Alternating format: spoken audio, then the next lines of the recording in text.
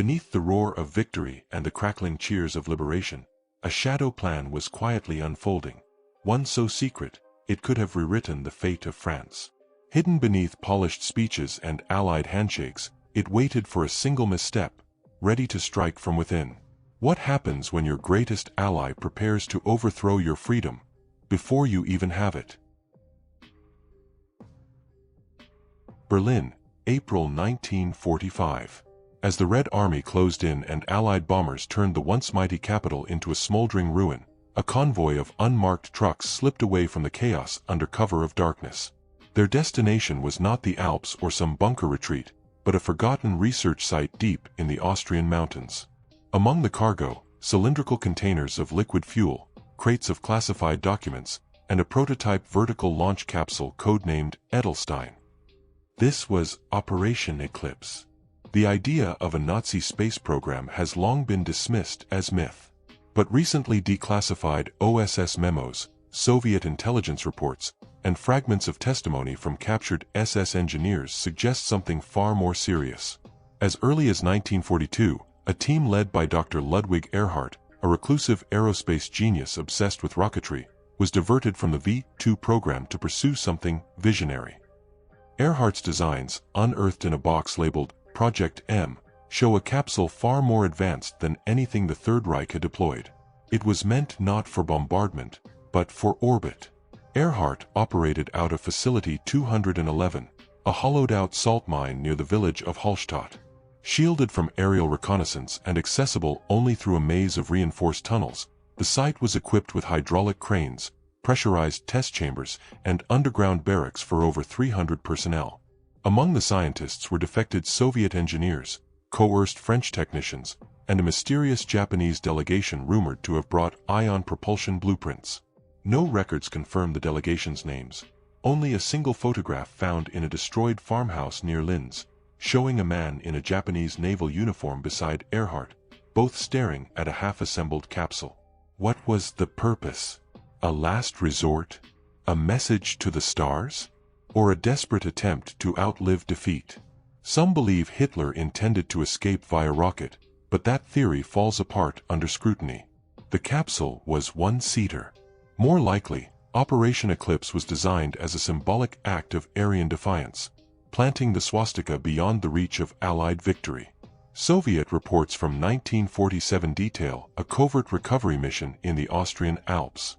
A Red Army Scout battalion stumbled upon Facility 211.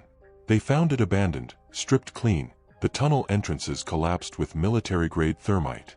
But a field diary, written by a Russian translator, records the recovery of machinery with guidance fins, a severed steel tether line, and wall markings consistent with launch ignition.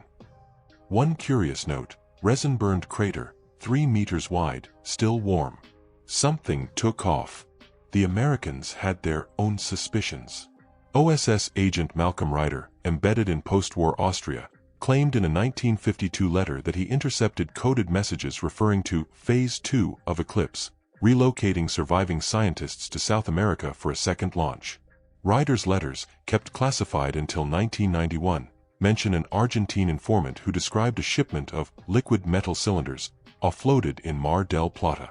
The CIA dismissed it as Soviet disinformation, yet multiple Nazi war criminals, including Erhard, vanished without a trace. Conspiracy or cover-up? The truth lies buried beneath decades of misinformation. But then came the most damning clue, a set of 35mm negatives discovered in an East German safehouse, hidden behind a false wall. The photos are grainy. One shows a small capsule, blackened with burn marks, in what appears to be a cratered landscape. A Nazi eagle is clearly stenciled on the side. Another photo, less clear, shows a man in a pressure suit standing beside the capsule, saluting. In the background, what some insist is Earth. NASA refused to authenticate the images. Experts suggest they may be doctored Cold War propaganda. Yet others argue the technology to fake such images in 1945 simply didn't exist. Could a capsule have made suborbital flight? Could a Nazi astronaut, what some have dubbed the Reichnaut, have touched the edge of space? Soviet cosmonaut archives briefly mention a ghost capsule, detected in early 1946, drifting before disintegrating in the Pacific. The coordinates match an old U.S. Navy log entry, unidentified falling object. Debris scattered. Metallic. Unknown origin. Today, Operation Eclipse remains an enigma. No living witness has come forward. The Hallstatt site is flooded and declared geologically unstable. But in the remote corners of history, evidence lingers. A child's drawing found in an Austrian attic, a rocket soaring past a moon with a swastika, a Geiger counter anomaly in a mountain valley with no nuclear history, a hidden clause in the Yalta Conference minutes, barring discussion of aerial anomalies related to Nazi technology. If the Nazis reached space, even briefly, it would redefine the limits of desperation and ambition. But perhaps the most chilling aspect of Eclipse is not the technology, or even its success.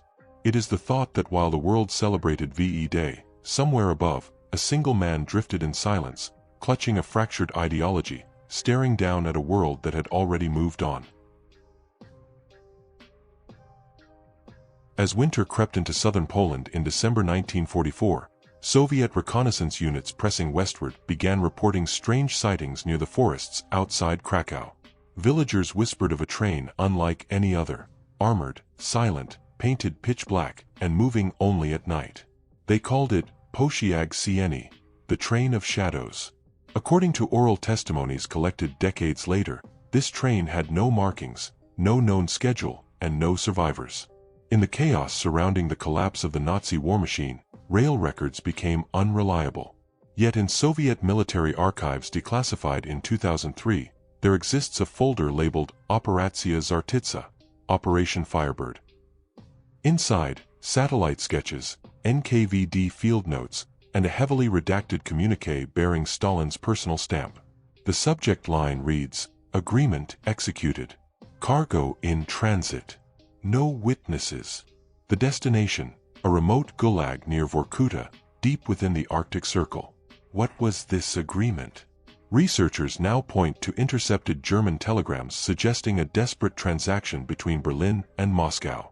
In late 1944, with the Eastern Front collapsing, Nazi scientists became aware of the Reich's dwindling uranium reserves, resources critical for the rumored Nazi nuclear program. But uranium was also something the Soviets had in abundance, seized from Central Asian mines and stored across the Urals. In exchange, the Germans offered something the Soviets valued even more: political prisoners. Not ordinary captives, but Polish officers, Czech partisans, French communists, ideological threats to Stalin's vision of post-war control in Eastern Europe. Thus, the Black Train. Not just a vessel of death, but of betrayal. The Auschwitz rail yard, long known for transporting victims to their deaths, was repurposed. Soviet trucks offloaded lead-lined barrels, later confirmed by Polish investigators to be uranium oxide. In return, the Germans loaded prisoners, bound and gagged, onto the Black Train. One Polish rail worker, under hypnosis during a 1987 psychiatric evaluation, described watching men in civilian coats, not emaciated, but terrified. They were silent. Not one cried out. The train was reportedly outfitted with a primitive radiation shielding system, suggesting a dual-purpose design, one side for living cargo, the other for hazardous materials. German engineers referred to it as Zug 77, though no official documentation has ever surfaced. Soviet records claim the train was intercepted and destroyed by Red Army scouts, but a map scribbled in the margin of an NKVD report suggests otherwise. It marks a sealed tunnel system southeast of Nowy Sącz, with the word Dopełnienie, supplement, underlined in red ink. In 1995, Polish historians excavating the region discovered rusted tracks that led to a collapsed tunnel mouth, sealed with concrete and rebar not used until after the war. Radiation readings were inconclusive, but one of the lead researchers later died of acute leukemia. His colleague, Marek Kaczynski, vanished during a follow-up survey. His journal, mailed anonymously to a Warsaw university, contained a chilling note: "They buried more than metal here. They buried a deal with the devil." Survivors from the Vorkuta Gulag later recounted the sudden arrival of a train in early 1945, with prisoners speaking Polish, Czech, and even French. They were separated from the main population and housed in a fenced-off annex. One survivor described the new prisoners as clean, political, educated. Within months, all of them had died under mysterious circumstances: disease, exposure, suicide, or perhaps silenced. Soviet war diaries reference the fire train and mention orders to eliminate foreign agitators delivered via railpath echo. The phrase railpath echo appears in exactly 4 documents, all signed off by Lavrentiy Beria, Stalin's feared secret police chief. After the war, Beria personally oversaw the Soviet nuclear program, likely utilizing the uranium acquired through this silent deal. But why the secrecy? Why did Stalin make a pact with a collapsing enemy? Some historians believe it was pragmatism. Stalin saw an opportunity to purge future dissidents and gain raw materials without alerting Western allies. Others argue it was personal. Stalin never forgave the Polish Home Army or the French communists who refused his control. Their disappearance via Nazi hands offered plausible deniability. Decades later, a U.S. Army intelligence briefing from 1951 described a missing train, believed to have carried experimental nuclear material through southern Poland in the final months of World War II. Though dismissed as Cold War paranoia, one footnote in the document reads, "Possible collusion between Axis remnants and Soviet agents to sterilize unwanted political assets." To this day, the black train has never been found. Ghost hunters and treasure seekers scour the forested rail lines around Krakow, some chasing Nazi gold, others something darker. Locals still report strange sightings: thick fogs that move against the wind, sudden mechanical hums in the dead of night, and the low echo of steel wheels on forgotten tracks. If it truly existed, the Black Train of Auschwitz was more than a war crime. It was a moral reckoning. A symbol of what happens when ideology overrides humanity, and enemies find common cause in mutual cruelty. Stalin's bargain, buried in shadows and sealed in steel, was never meant to be uncovered. But perhaps, like all buried truths, it still calls to us, through rusted rails, haunted forests, and the unquiet silence of history. In the final throes of Nazi Germany's collapse, as Allied forces pushed into the Reich's heartland, a phantom unit reportedly emerged from the darkness, fighting, vanishing, and erasing every trace of its existence. Official Wehrmacht and Allied records alike contain no mention of the 10th SS Panzer Division, Schatten, Shadow, yet fragments of battlefield radiologs, survivor testimonies, and lost war diaries tell a different story. Of a force without insignia, answering to no known command, striking with precision, and then disappearing like smoke. It began with scattered reports in November 1944, weeks before the German offensive in the Ardennes. American patrols near the village of Malmedy encountered unusual resistance. Their opponents wore mismatched SS and Wehrmacht uniforms with rank markings crudely torn away. Some witnesses described black helmets with no insignia at all. Captured German officers denied knowledge of such a unit, even under interrogation.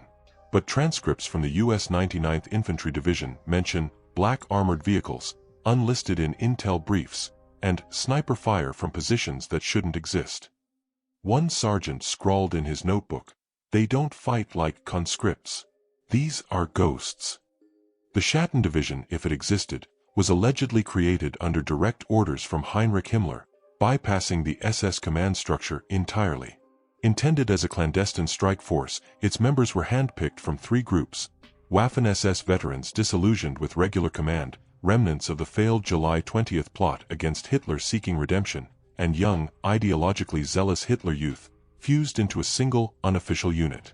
Their training ground? A remote camp deep in the Thuringian forest, codenamed Klein Holly, Little Hell, whose remains were bulldozed by Soviet forces in 1946. An anonymous letter found in the archive of a Belgian monastery, dated December 14, 1944, describes a dark armored column moving through the woods at night, with no lights, engines barely audible. The writer, a local priest, adds, "They carried no flags. Their eyes were like ice." That same week, a U.S. convoy disappeared without a trace near Trois-Ponts. When reinforcements arrived, they found only burned-out jeeps, untouched supply crates, and 2 soldiers stripped of their dog tags and laid side by side in the road. The killings didn't match typical SS brutality, they were precise, clinical.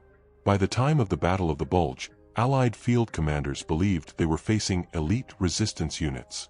In truth, many of their engagements were with the Schatten Division. The 10th SS did not seek victory through brute force, it disrupted, disoriented, and destabilized. Fuel convoys were diverted off course with false signage. Communications cables were silently cut in snowy forests. And perhaps most disturbingly, several American MPs in captured German uniform were found dead, executed by unknown assailants. A 1945 U.S. counterintelligence memo labeled these incidents evidence of internal cleansing by enemy special units. German High Command never officially acknowledged the Schatten Division, but fragments of correspondence between Himmler and SS General Hans Kammler, better known for his work on secret weapons and underground fortresses, mention Schattenvogel, shadow birds, being deployed in the Ardennes with full autonomy. One passage reads, "They will not return. Their mission is to prolong, confuse, and die." What became of them? Some believe the entire unit perished in late January 1945 during a doomed assault on a supply depot near Liège. Yet no bodies were ever recovered, only scattered blood trails, boot prints, and a single steel helmet lodged in a pine tree, riddled with shrapnel.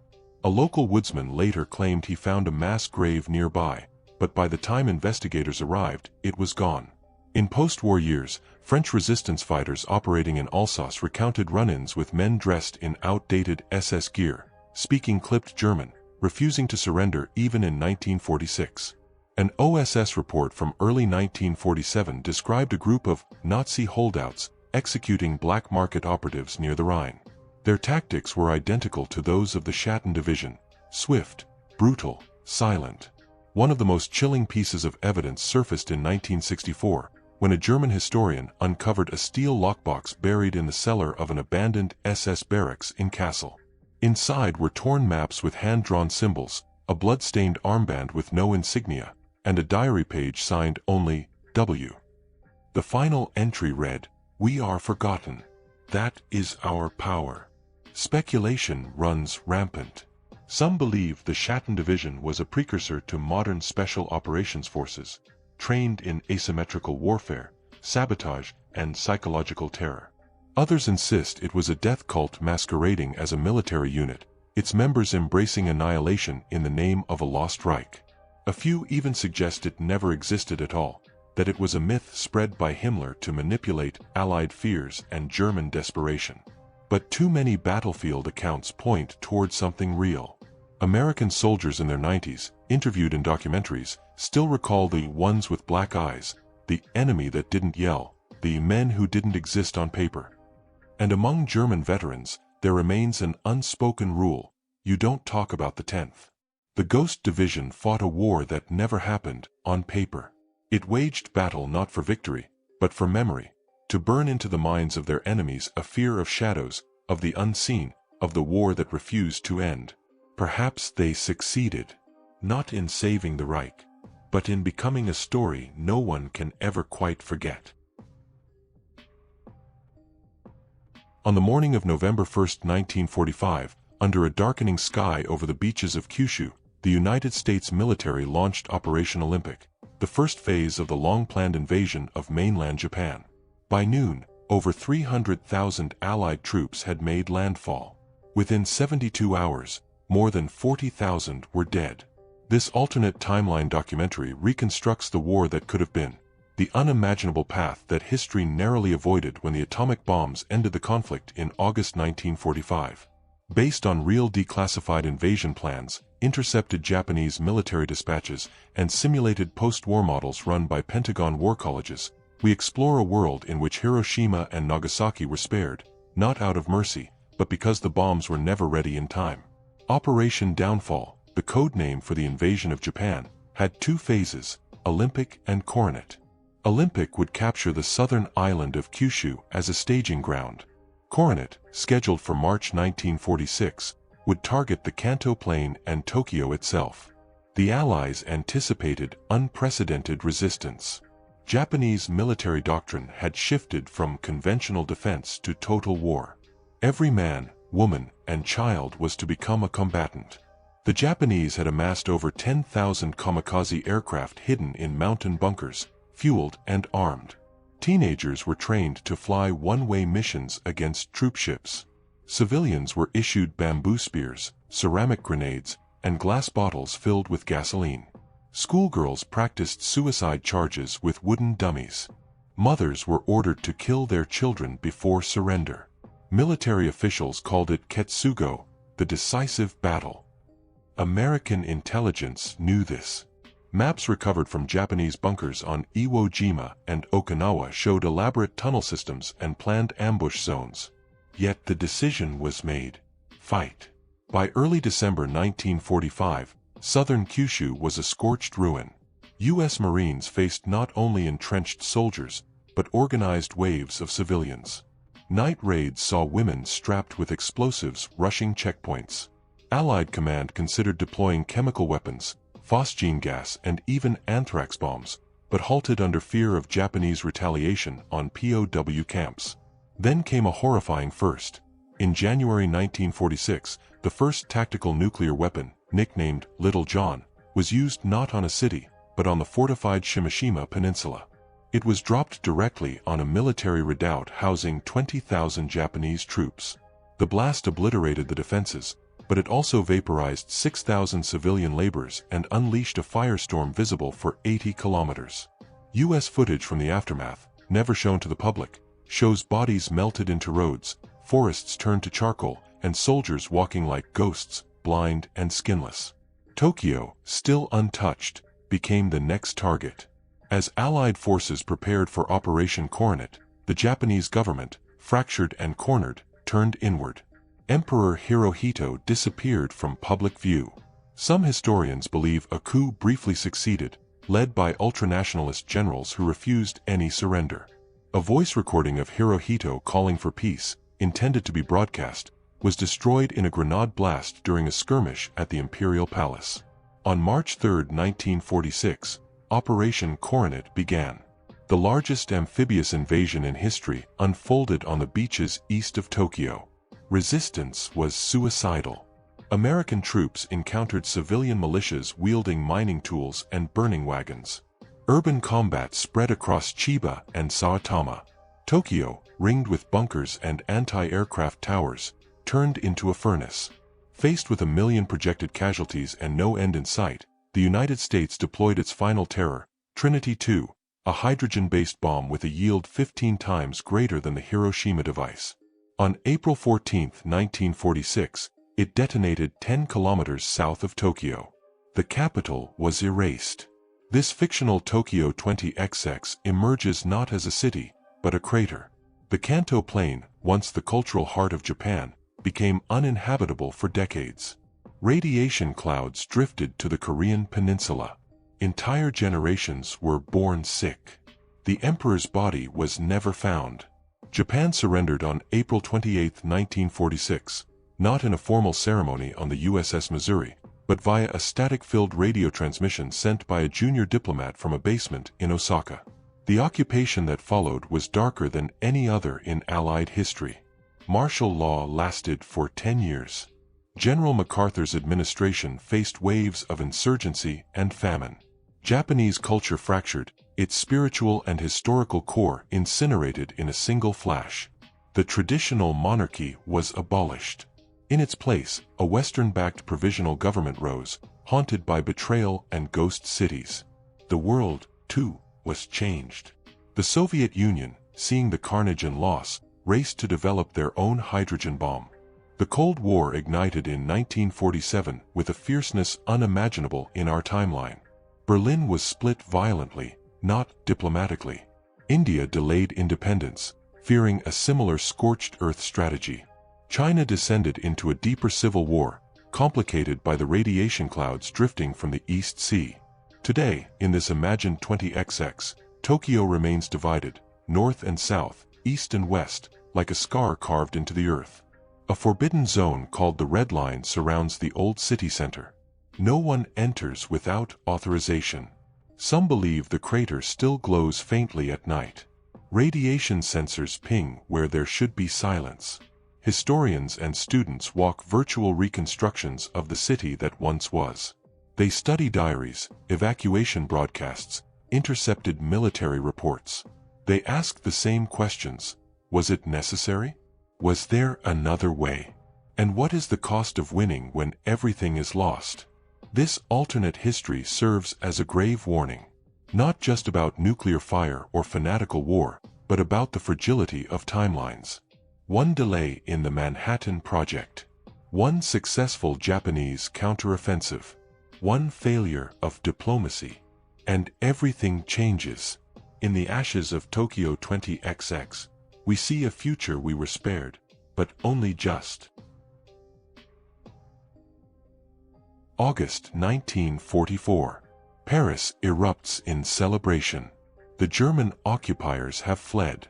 French resistance fighters patrol the streets with stolen rifles, and General Charles de Gaulle marches triumphantly down the Champs-Élysées. But beneath the cheers and tricolor flags, another operation had been quietly set in motion, a contingency plan buried deep within British intelligence. Its codename, White Rose Protocol. Unearthed decades later in the restricted annex of the UK National Archives, the White Rose Protocol was a plan authorized personally by Prime Minister Winston Churchill during the height of the Allied campaign. Fearful that a post-liberation France might fall into communist chaos, or worse, open civil war between competing factions, Churchill authorized a covert mechanism to seize control of the French government by force should de Gaulle fail to stabilize the nation. De Gaulle, proud, difficult, and unpredictable, had refused to subordinate French command to either the British or the Americans. Churchill, though he admired de Gaulle's resolve, did not trust his political instincts. Nor did Roosevelt. And with France fractured between resistance cells, Vichy collaborators, and foreign agents, the Allies feared that liberation might unleash anarchy rather than peace. White Rose was not a military invasion. It was a coup, designed to appear spontaneous. Orchestrated by the British Special Operations Executive (SOE), the plan recruited a web of agents including ex-Vichy military officers, anti-communist resistance leaders, Polish exiles, Corsican underworld figures, and even select French aristocrats who had secretly pledged loyalty to the crown. In exchange, they were promised high positions in a post-war provisional council, modeled not after the Republic, but a European transitional protectorate. At the heart of the operation was Unit Belladonna, an elite SOE cell embedded in Paris under the guise of diplomatic aides and war correspondents. Their orders: monitor de Gaulle's moves, assess the strength of communist elements within the resistance, and be ready to trigger the protocol if a crisis unfolded. The trigger event: any attempt by de Gaulle to seize power without Allied sanction. 4 months before the liberation, caches of weapons, radio transmitters, and forged documents were smuggled into France. Some were hidden beneath wine barrels in Bordeaux, others buried in aristocratic gardens in Normandy. Key resistance leaders were approached quietly, handed white rose pins, symbols of their allegiance to the unseen plan. If activated, these cells would seize ministries, detain radical leaders, and install a British-approved transitional authority. But the operation never launched, at least, not publicly. What prevented it remains a mystery. Some believe de Gaulle's speech at the Hôtel de Ville, forceful, patriotic, and defiant, convinced Churchill he could hold the Republic together. Others suspect internal sabotage. A now declassified memo from MI6 dated September 3, 1944, refers cryptically to white petals scattered too early and loyalties compromised in the 6th arrondissement. On that same day, 2 SOE agents under false identity were found dead in a Montmartre apartment. Their throats slit, white rose pins placed delicately on their chests. More chilling is the fate of Commandant Henri Duroc, a prominent resistance leader and known anti-Gaullist. He disappeared on August 30th, 3 days after the Liberation Parade. Witnesses saw him being escorted into an unmarked Allied staff car. He was never seen again. British files list him as exfiltrated. French archives label him missing. A 1960s CIA report refers to him as a probable asset terminated under cross-agency discretion. Evidence suggests elements of the White Rose Protocol may have gone rogue. In early 1945, a cache of British weapons was discovered in a Lyon basement, accompanied by coded manifest sheets bearing the rose emblem. In Marseille, a French police inspector reported the sudden disappearance of 3 Communist Union organizers, all of whom had been on SOE watch lists. What began as a contingency may have become a ghost, a covert apparatus with no war to fight, operating in post-war shadows. Some historians argue that the protocol evolved into a long-term anti-communist network, eventually absorbed into early Cold War operations. Indeed, several agents linked to White Rose later appear in documents tied to Operation Gladio, the secret NATO-backed stay-behind initiative in Western Europe. Even de Gaulle seemed aware. In a 1952 private letter to a confidant, he wrote, "They nearly strangled the birth of France in its cradle. The rose may be beautiful, but beware its thorns when held by foreign hands." To this day, the British government has never formally acknowledged the existence of White Rose Protocol. The SOE's wartime files remain heavily redacted, with entire pages blacked out under national security. In 1997, during a BBC interview, Lord Peter Ashcombe, a former intelligence officer, was asked directly whether Churchill had planned to overthrow de Gaulle. He paused, smiled, and replied, "Churchill always kept a garden. And every gardener knows, sometimes, you plant roses for reasons no one else needs to know." The story of White Rose is not one of bombs or battles, but of subtle power, the kind waged in drawing rooms, telegrams, and whispered loyalties. It is a reminder that even among allies, trust was a fragile currency, and that beneath the victory banners of 1945, the war for influence, control, and ideology had already begun. France was liberated, but whether it was ever truly free from the hands of others, remains an open question. History remembers flags waving and nations reborn, but it forgets the knives held just out of sight. The White Rose Protocol wasn't a myth, it was a warning. In war, enemies are obvious. But in peace, the most dangerous betrayal comes from those who call themselves your friend.